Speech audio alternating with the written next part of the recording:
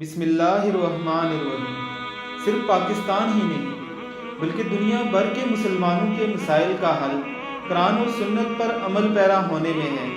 دنیا جتنی چاہے مرضی ترقی کر لے، انسان ایک بار نہیں بلکہ سینکڑوں بار چاند پر چلا جائے، لیکن اس کی کامیابی کا انحصار حضرت محمد صلی اللہ علیہ وسلم کے حقیقی غلام بننے میں ہی ہے۔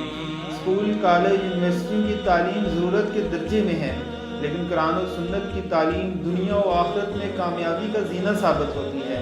خاتم الانبیاء سے نباتات، جمادات، جن و انس، حیوانات، چرند اور پرند، شجر و حجر بھی محبت کرتے تھے۔ کہا جاتا ہے کہ مسجد نبوی شریف میں شہنشاہ دو عالم کھجور کے تنے کے ساتھ کھڑے ہو کر خطبہ ارشاد فرمایا کرتے تھے۔ دوران خطبہ اکثر آپ کھجور کے تنے پر دست اقدس رکھتے تھے۔ جب نمازیوں کی تعداد بہت زیادہ ہو گئی تو دور بیٹھنے والے نمازی آپ کی زیارت نہ کر پاتے تھے۔ صحابہ کرام آپ کے آرام کا بھی خیال رکھتے کہ زیادہ دیر کھڑا ہونے سے آپ کو تھکاوٹ نہ ہو جائے، لہٰذا آپ کے آرام کے لیے انہوں نے ایک ممبر تیار کرنے کا سوچا۔ فخر دو عالم صلی اللہ علیہ وسلم نے بھی یہی رائے پسند فرمائی تو آپ کے لیے ممبر تیار کر لیا گیا۔ ممبر کو مسجد میں رکھا گیا تو آپ خطبہ جمعہ کے لیے حجرہ مبارک سے نکل کر ممبر کی طرف بڑھے۔ جیسے ہی آپ کھجور کے تنے کے پاس سے گزرے اور آپ تنے کے پاس رکنے کے بجائے آگے جا کر ممبر پر جلوہ افروز ہو گئے تو کھجور کے تنے نے شدت غم اور جدائی میں چیخ و پکار شروع کر دی۔ تنا اس قدر پرسوز آواز میں رویا کہ پوری مسجد نبوی میں اس کی آواز سنی گئی۔ رحمت دو عالم ممبر سے نیچے اترے اور تنے پر دست اقدس رکھ کر گلے سے لگایا اور اسے دلاسا دیا۔ آپ کے دلاسا دینے اور گلے لگانے سے وہ خاموش ہو گیا۔ پھر سرور کونین نے بے جان تنے سے گفتگو کی اور اسے یہ اختیار دیا گیا کہ اگر وہ چاہے تو پھلدار درخت بنا دیا جائے اور اہل ایمان تیرا پھل کھائیں اور تجھے باغ میں لوٹا دیا جائے، یا تجھے جنتی درخت بنا دیا جائے اور جنت میں تیری جڑیں جنت الفردوس کی نہروں اور چشموں سے فیضیاب ہوں۔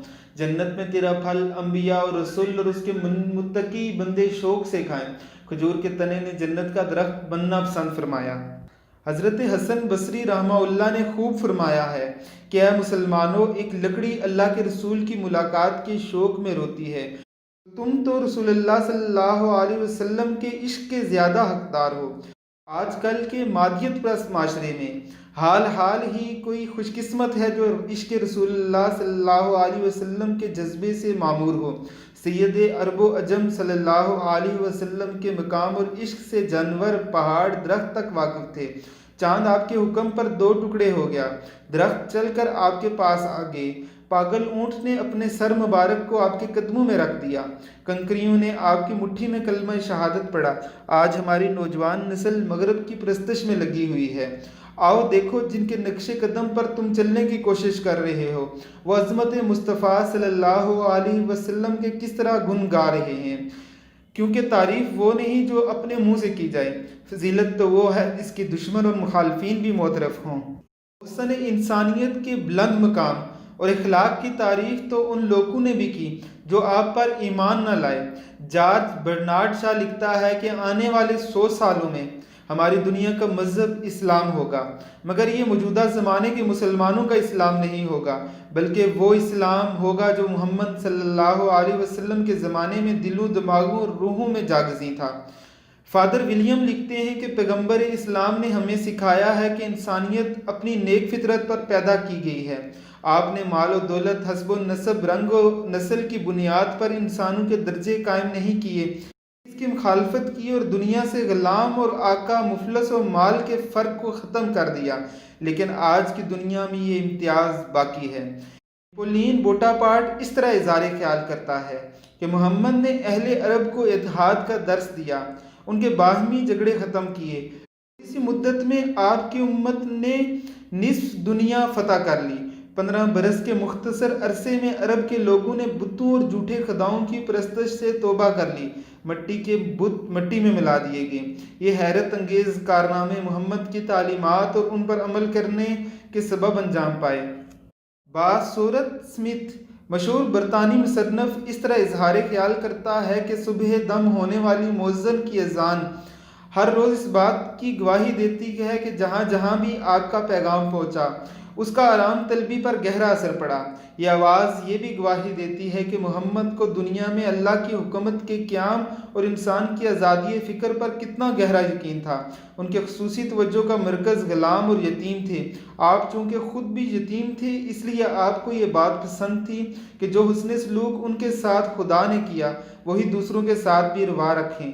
آپ کی زندگی دراصل سورج کی طرح ہے جس کی کرنیں پوری دنیا کو منور کیے ہوئے ہوتی ہیں۔ آپ نے اپنی زندگی کے آخری ایام تک سادگی اور عاجزی کو اپنائے رکھا۔ مشہور جرمن شاعر گوئٹے آپ کو اس طرح خراج عقیدت پیش کرتا ہے کہ اگر اسلام یہی ہے تو ہم سب مسلمان ہیں۔ بے شک محمد کا لایا ہوا دین اخلاص، انسانیت کے ساتھ ہمدردی اور معاشرے کے لیے اعلیٰ ترین اخلاقی ہدایت پر مشتمل ہے۔ مشہور انگریز افسانہ نگار ایچ جی ویلز کے خیالات کچھ یوں ہیں کہ انسانی برادری اور انسانی اخوت کا پیغام اگرچہ عیسیٰ علیہ السلام کے ہاں بھی پایا جاتا ہے، مگر تاریخ میں پہلی بار جس شخص نے ایک باعمل معاشرہ قائم کیا وہ صرف محمد صلی اللہ علیہ وسلم کی ذات گرامی ہے۔ پروفیسر راما کرشنا راؤ میسور یونیورسٹی میں پروفیسر تھے۔ لکھتے ہیں کہ محمد کا قلب مبارک محبت اور اخوت سے لبریز تھا۔ آپ زندگی بھی اپنے بدترین دشمنوں کو معاف کر دیا کرتے تھے۔ آپ بے غرض اور نام و نمود سے دور رہنے والے تھے۔ آپ اللہ کے بندے اور پھر اس کے رسول تھے۔ سبحان اللہ، یہ وہ باتیں ہیں جو غیر مسلموں نے ہمارے نبی حضرت محمد صلی اللہ علیہ وسلم کے بارے میں فرمائی ہیں۔ بے شک انسانیت جوں جوں بیدار ہوتی جائے گی، محمد صلی اللہ علیہ وسلم کا مقام و مرتبہ ان کے دماغوں اور دلوں میں راسخ ہوتا جائے گا۔ بے شک اللہ رب العزت نے آپ کو رحمت للعالمین بنا کر بھیجا۔ اللہم صلی علی محمد وعلی آل محمد کما صلیت علی ابراہیم وعلی آل ابراہیم انک حمید مجید۔ اللہم بارک علی محمد وعلی آل محمد کما بارکت علی ابراہیم وعلی آل ابراہیم انک حمید مجید۔